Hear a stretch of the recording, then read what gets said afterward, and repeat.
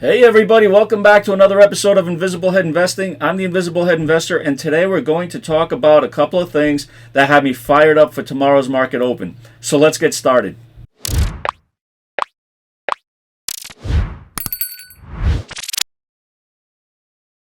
Okay, so before we continue, we can see that this is the back end of the interview with Trey from Trey's Trades. And I'm going to try and debunk some of what Tim Seymour says in this, as well as some of the other stuff that they're talking about in this video. Okay, so let's continue. It just seems like retail investors think, okay. He conceded that AMC shares are probably not worth what they're worth right now on a fundamental basis. Maybe they're worth 20 or 25 bucks a share.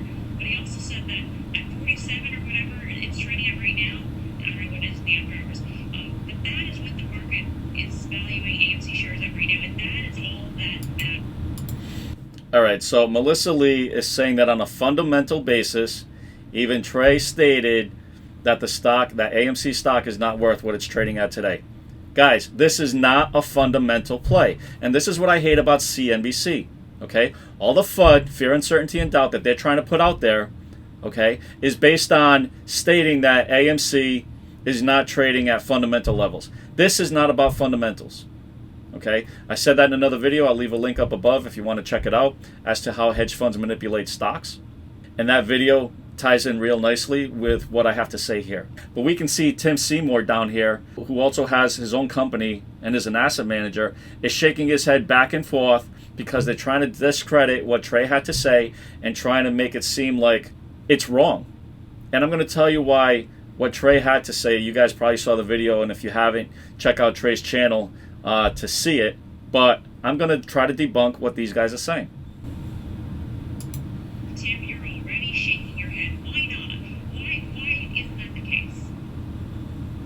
Because short sellers aren't going after retail investors. They're going after bad companies. I mean, it's the most absurd thing I've ever heard. Smart guy. But I mean, come on.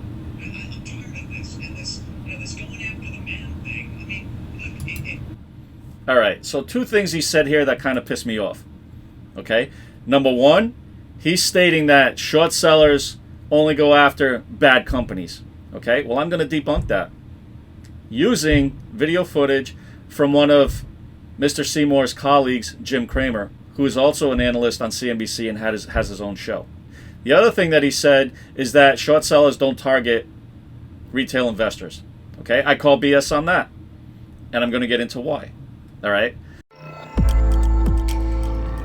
So like I said in an earlier video, I posted this video, and I'm going to use it again as evidence to discredit what Tim Seymour was saying after Trey was on that interview. Feed that there's a palm's got a killer it's going to give away. These are all the things you must do on a day like today. And if you're not doing it, maybe you shouldn't be in the game. Another stock that a lot of people are focused on right now seems to be Apple.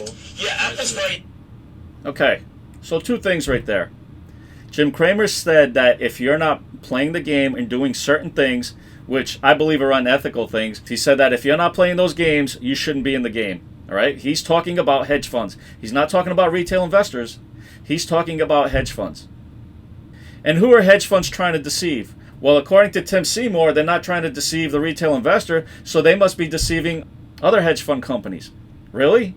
So you're telling me that other hedge funds don't know the kind of crap that certain hedge funds are pulling when they're trying to put out hit pieces on companies that they're targeting, that they're short selling? They don't know the tactics that are used? They're going to believe everything that comes out of these guys' mouths because these guys are reputable guys and they don't lie, they're honest, they follow the law to the letter? I call BS on that. Okay? And the other thing is, Tim Seymour said that, short sellers only target bad companies.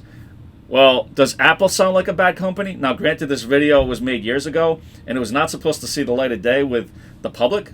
Okay, Jim Cramer is speaking candidly because he thinks he's not being recorded, and he thinks that this is, or maybe he knows he's being recorded, but he doesn't think that this will ever hit the public. And lo and behold, here it is, right? Gotta love the age of the internet. And Jim Cramer is talking about how he would short sell and target Apple, right? Which is, what, a bad company? I don't think so. So what are you talking about, Tim Seymour? So let's see how, once again, how Jim Cramer would play Apple to bring the price down. Very important to spread the rumor that that both Verizon and AT&T have decided they don't like the phone. Right. It's a very easy one to do because it's also you want to spread the rumor that it's not going to be ready for Macworld. And this is very easy because the people who write about Apple want that story. And you can claim that it's credible because you spoke to someone at Apple, because Apple isn't in it, doesn't. Right, they're not going to comment. They're not going to So it's really an ideal short. And I would, again, if I were a short Apple, I would be working very hard today to get that. And the way you would do that is you pick up the phone, you call 6 trading desks, and say, listen, I just got off the phone with my contact at Verizon. And he has already said, listen, we're a Lucky G house. We're a Samsung house. We're a Motorola house. There's no room for Apple. They want too much. We're not going to let them in. We're not going to let them do what they did to music. And, I think that's a very effective way to keep the stock down. Right. I might also, by the way, because the stock at 84, 85, a little bit of capital, you go buy some January 80 puts that makes it look like there's going to be something going on. So maybe you give Morgan an order to buy 1,000 Jan 80 puts, then you go position limit with, you use a hat firm that doesn't know what the heck it's doing. Maybe you go to UBS for puts. And you just kind of create an image that there's going to be news next week, and that's going to frighten everybody. Right. Then they all go out and say, large put buyer, UBS. Then Okay, so we're going to buy a bunch of puts for a certain date to make it look like something negative is coming out by that date. Does it sound like other hedge funds would fall for that crap? That they wouldn't know what's going on? That they wouldn't go out and do their own research to see if this is factual? Really? Why play this game when all the hedge fund companies have the same tools and the same advantages? You know who doesn't have the same tools and the same advantages? The retail investor. Right? So, in reality, who are they doing all this for? Are the hedge funds? Or the retail investor that they can use as their own personal ATM machines by ripping them off constantly? You know which retail investors don't get ripped off? Those that hold through the good and the bad, right? That have conviction about the stock, that did their own DD, that believe in the stock. Long term, as they're holding, they're going to make money. Those are fundamental long-term investors. Those guys will make money if they're doing all the right things. Because you can't listen to the media. You can't go by what these pundits are saying. You can't listen to anything, in my opinion, to what CNBC says. Okay, so I'm not a financial advisor. I could be completely wrong. But based on what I'm seeing here, I don't think I am wrong. I consider myself somewhat intelligent. I'm a businessman. I run a couple of different companies. Okay, so I don't think I'm stupid. And you're telling me that these guys are playing this game with other hedge funds? BS. I call BS. what's really going on under the market that you don't see. Right, nobody else talks about it. But what's important when you're in that hedge fund mode is to not do anything remotely truthful. Because the truth is so against your view. Right. That it's important to create a new truth, to develop a fiction. And the fiction is developed by almost anybody who's down like 2% to up 6% here. You can't take any chances. You can't have the market up any more than it is if you're up 6. Because starting Jan 2, you'll have all your money come out. So what would you do if you're in that situation and you feel like you're desperate? Is that you would do these actions. So you're talking about the mechanics of the market. Well, the mechanics are much more important than the fundamentals. Oh, okay. Well, but in terms of the fundamentals, you've been writing about how you... The mechanics are much more important than the fundamentals. So why are they always talking about fundamentals on CNBC and stating that AMC is trading way above fundamentals and it doesn't make sense and the stock is going to crash? It's not about the fundamentals. This is a game to these guys. It started off as a game. It started off as a plan to drive AMC out of business, make them go completely bankrupt, so that they don't have to buy back their shares, they don't have to buy back the synthetic shares that they put out, and they don't have to pay taxes on any of the money. That was their ultimate goal. It got flipped on them.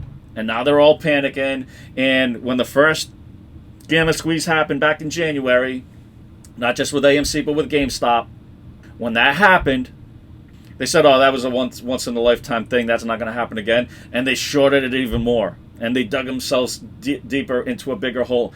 They didn't realize that we were at the genesis, at the beginning stages of the ape movement. That Wall Street Bets was only going to grow in power and strength, and the ape community was going to grow in power and strength and that they basically set themselves up for their demise. Because in the end, they're not going to be able to play these games anymore. They've been getting away with it for decades, and they're not going to be able to do it anymore. Right? At least that's what I believe. I don't think the 8 movement's going away. It's not just about bears and bulls anymore. There's a gorilla in the room. Okay? And this gorilla is going to cause a lot of damage. So now these guys got to think twice about some of the dirty dealings and shady things that they're doing. I mean, that's a fabulous thing. The great thing about the market is it has nothing to do with the actual stocks. Right. Now, look, over maybe 2 weeks from now, the buyers will come to their senses and realize that everything that they heard was a lie. What buyers is he talking about? Other hedge funds? Other hedge funds are going to come to their senses and figure out that everything was a lie? Again, BS, Tim Seymour. BS. All right? This is about targeting the retail investor to rip them off. And now look at how they're going to... Not only do they get ripped off once, they get ripped off twice. Okay? Because as the stock is being shorted, right, they're creating FUD, fear, uncertainty, and doubt, and causing people to jump out of the stock at a loss. Right? So here's the plan as to how now they're going to jump back into the stock. These hedge funds, they're going to jump back into Apple and drive the price up. The way that the market really works is to have that nexus of hit the brokerage houses with a series of orders that can push it down, then leak it to the press, and then get it on CNBC. That's also very important. And then you have a kind of a vicious cycle.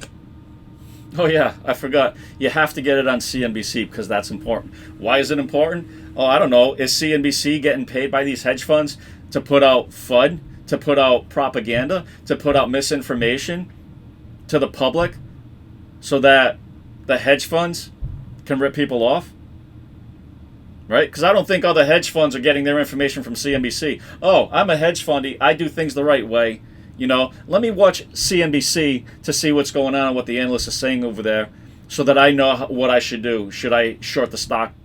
Should I short Apple too? Should I get out of my long position in Apple? Because Jim Cramer is saying that, hey, you know, I'm on CNBC and I'm saying that, hey, this stuff's going to happen and AT&T's not going to take Apple phones and, you know, whatever. I don't think that's the case. Who's watching CNBC? Retail investors, right? Down, right? And it's a pretty good game, and it can be played. You pay for a percent or two, Right, and then you get long before Mac. Yeah, it's a game to you guys. It's not a game to the retail investor who's trying to, you know, build a cushion for themselves, who's trying to make some money to build a better life, to help a loved one that's sick, to help their family, to put themselves in a better situation. No, it's not. It's not a game to or the average retail investor that's trying to create a better life for themselves, you know, by investing in the stock market. It's not a game to them. Interesting. Yeah, you know, and there is a case where I would say the January 80 puts can be justified because after I've knocked the stock down to 80, I can buy a lot of common, and then you play it right in the macro where the... So they're justifying buying puts, right?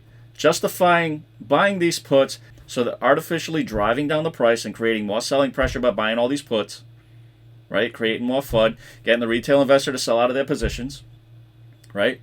All the retailers holding long, so that when Macworld comes along, they can buy tons of common shares at the lowest possible price so that they can drive the stock back up again, right? Does that sound like a fair game? So like I said, they're not only ripping off the retail investor once by artificially depressing the stock, they're ripping them off again when they buy in at the lowest possible point. When all the retailers are out, they're getting back in at the lowest possible point and driving the price up by buying a ton of shares. And then what happens to retail investors? Oh crap, we need to get back in. FOMO kicks in because we can make our money back by riding the wave up. Right? So in the end, what happens? Well, chances are those retail investors that are jumping in and out of the stock are losing money and they're only seeing red. They're not seeing any green. And it happened to me many a times. Okay, when I first started trading stock a little over a year ago, I didn't know any better. I had to learn all this stuff. I had to go through my growing pains. And now I'm seasoned, I'm weathered. I know to hold through some of these ups and downs. I'm heavily invested in the growth sector. And we saw what happened with the growth sector over the last few months. Bleeding red for months. I took a lot of hits, a lot of unrealized losses, right? But you got to hold. You got to have diamond hands. Rich Greenfield also talked about Cinemark and other theater companies I think it's hilarious that this guy's bringing up Richard Greenfield, who's another colleague of this guy's, right? Who's so credible with his 1 cent price target on AMC. So tell me, Rich Greenfield, tell me when do you foresee AMC hitting a 1 cent or 1 cent justifying the fundamentals of AMC? In 50 years? When, yeah, maybe at that time brick and mortar movie theaters are obsolete. Maybe at that point it'll be worth 1 cent. All right. If we're going to go short long term, I think you're going to be holding short long term for decades. Like Richard Greenfield, you may not even see it when it hits 1 cent. Like you may be long gone at that time. Who knows?